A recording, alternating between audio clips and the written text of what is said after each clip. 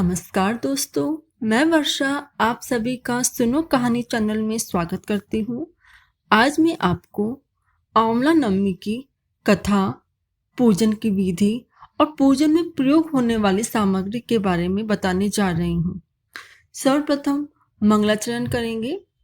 वक्रतुंड महाकाय सूर्यकोटि समप्रभा निर्विघ्नं कुरु मे देवा सर्वकार्येषु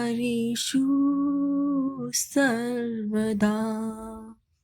दोस्तों, आंवला नवमी की पूजा कार्तिक मास की शुक्ल पक्ष की नवमी को की जाती है।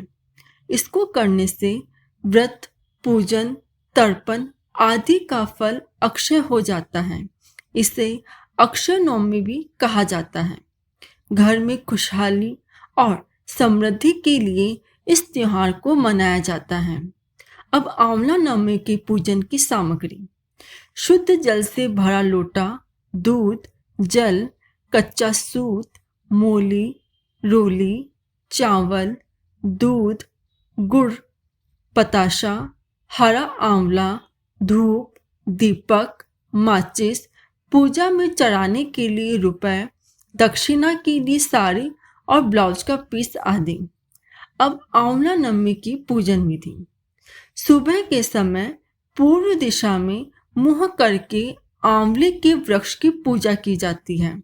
इसके बाद दूध, जल, मूली, रोली, चावल, गुड़, पताशा, एक ब्लाउज का पीस, रुपया चढ़ाकर धूप दीपक जलाकर पूजा करें व अपने तिलक लगाएं।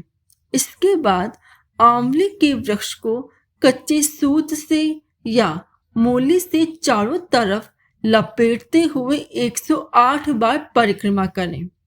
पूजा के बाद आंवला नवमी की कहानी सुनी जाती है। अब आंवला नवमी की कथा।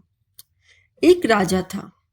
वह रोज 1.25 मन सोने के आंवले दान करने के पश्चात ही भोजन करता था। एक दिन उसके बेटे ने राजा से कहा कि यदि वह रोज इस तरह सोने का दान करेगा तो उनका सारा धन समाप्त हो जाएगा। अब सोने के आंवले का दान नहीं करेंगे। इस बात का राजा को बहुत दुख हुआ और वह रानी के साथ जंगल में रहने चला गया। राजा रानी को 7 दिन हो गए। वह आंवले का दान नहीं कर सके, इसलिए उन्होंने भोजन नहीं किया। भगवान ने सोचा कि अगर मैं राजा रानी का सत नहीं रखूंगा तो मुझे दुनिया में कोई नहीं मानेगा। भगवान ने राजा को स्वप्न में कहा कि हे राजा, उठो और देखो कि तुम्हारे पास पहले जैसा ही राजपाट हो गया है। आंवले के पेड़ उग रहे हैं। आंवले का दान करो और भोजन करो। राजा रानी ने उठकर देखा कि पहले से ज्यादा राजपाट हो गया है और पेड़ पर सोने के आंवले लग रहे हैं। रोज 1.25 मन आंवला दान करने लगे और खूब सुखी रहने लगे।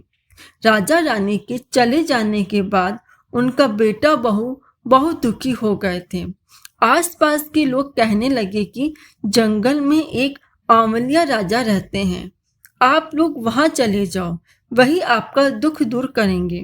वह दोनों वहां पहुंचे तो रानी ने ऊपर से ही उन्हें देख लिया और अपने आदमियों से कहा कि इनको काम पर रख लो, लेकिन इनसे काम तो करवाना, वो भी कम, लेकिन मजदूरी अधिक देना। एक दिन रानी ने अपनी बहू को बुलाकर कहा कि मेरा सिर धुलवा दो।